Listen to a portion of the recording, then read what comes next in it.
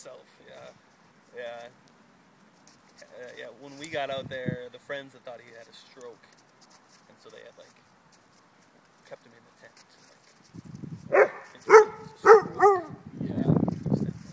Open the tents and put your coat on him. He actually and can't breathe. Right. Cool. Yeah, it's been good. It's still going through training. And, yeah. But I'm just really slow.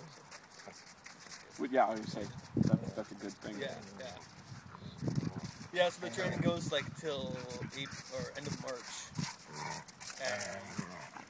And there's actually a wildland firefighting training that's going to happen in March. Oh, nice. Thinking about taking. Yeah.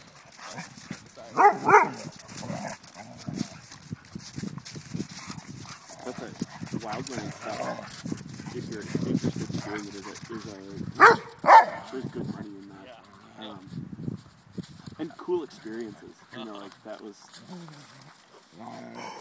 Takedown! Yeah, I don't know, like, can you pick and choose exactly how much you want to do, like, Somewhat. Because, you know, I've had friends that have done that. Jen's ex-husband was gone for, like, quite a bit of the summer. Yeah. You can turn things down.